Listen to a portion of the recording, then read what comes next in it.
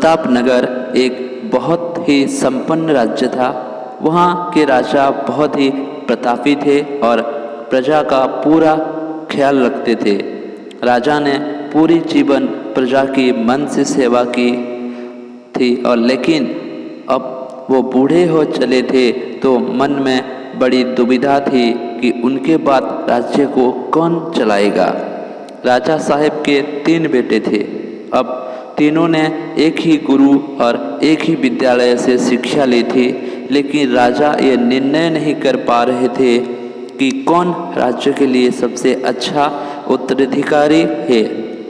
अब राजा ने तीनों बेटों की परीक्षा लेने की सोची।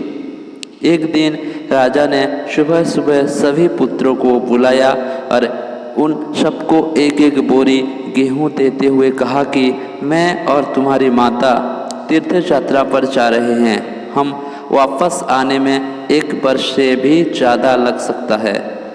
तुम तीनों को ये जिम्मेदारी है कि अपने हिस्सों की गेहूं को संभाल के रखना और जब मैं वापस लौटूं तो तुमको ये गेहूं की बोरी वापस लौटानी है।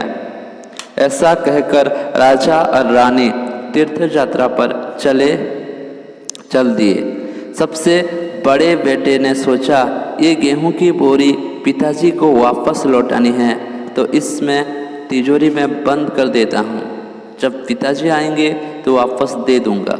यही सोचकर उसने गेहूं की बोरी तिजोरी में रखवा दी ताकि एक दाना भी इधर उधर ना हो। दूसरे बेटे से सोचा कि तिजोरी में तो गेहूं सड़ जाएंगे, मैं इन गेहूं को खेत में डलवा देता हूँ, जिससे गेहूं की अच्छी फसल होगी और पिताजी को 1 बोरी की बजाय कई बोरी गेहूं दे सकता हूँ। अब उसने ना गेहूं के लिए अच्छा खेत देखा और ना ही अच्छा उपजाऊ जमीन देखी और ना ही खेत की घास फूस को साफ कराया। बस ऐसे ही एक बंजर जमीन पर गेहूं डलवा दिए और कभी उनका देखभाल करने नहीं आया। उसे लगा कि अब अपने आप फसल आ जाएगी। तीसरा बेटा ज़्यादा समझदार था। उसने अपने मित्र के साथ मिलकर एक अच्छा खेत देखा जो बहुत उपजाऊ था। फिर उसकी मिट्टी बदलवाई, वहाँ घास फूस की सफाई कराई और फिर विधि अनुसार गेहूं के दाने खेत में बो दिया। पूरे लगन और मेहनत से खेत की हिफाजत की, समय पर खाद पानी सब कुछ दिया। साल भर बाद पहली फसल आई। उसने फिर से उसे बोया और फिर अन्न उपजा। खेत खलिहान लहलाने लगा। राजा कई 3 वर्ष बाद वापस आया।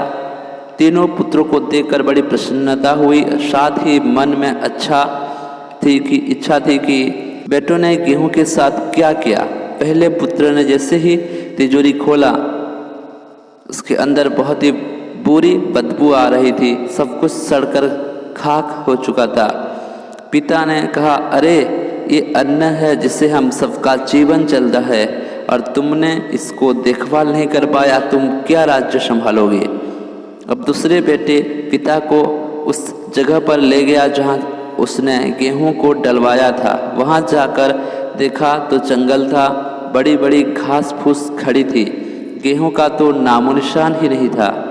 राजा बहुत नाराज हुआ और उसे भी राज्य का उत्तराधिकारी बनाने से मना कर दिया। अब तीसरी पुत्र पिता को अपने खेतों पर ले गया। दूर से ही एक अलग खुशबू आ रही थी। गेहूं का फसल लहलहा रही थी, चारों तरफ हरियाली और जीवन था और उस खेत से 50 बोरे से भी ज़्यादा गेहूं उत्पन्न हो चुका था और आज भी खेतों में फिर से फसल खड़ी थी। राजा का मन देखकर बहुत प्रसन्न हुआ और राजा ने तीसरी बेटी को अपना राज्य का उत्तराधिकारी बनाने का निर्णय लिया। दोस्त, उस राजा की तरह भगवान ने भी हमें कुछ गेहूं संभालने के रखने को दिए हैं। वो गेहूं है हमारा जीवन, जिसे हम बेकार के कामों में नष्ट कर देते हैं। ईश्वर ने जीवन दिया कि दुनिया का विकास करना, आपने ज्ञान को बढ़ाया और उसे बांटना है, लेकिन हम अज्ञानी लोग इस जीवन को सड़ा देते हैं और अंत समय जब ईश्वर पूछता है कि जीवन में क्या किए, तो जवाब होता है शून्य, कुछ नहीं।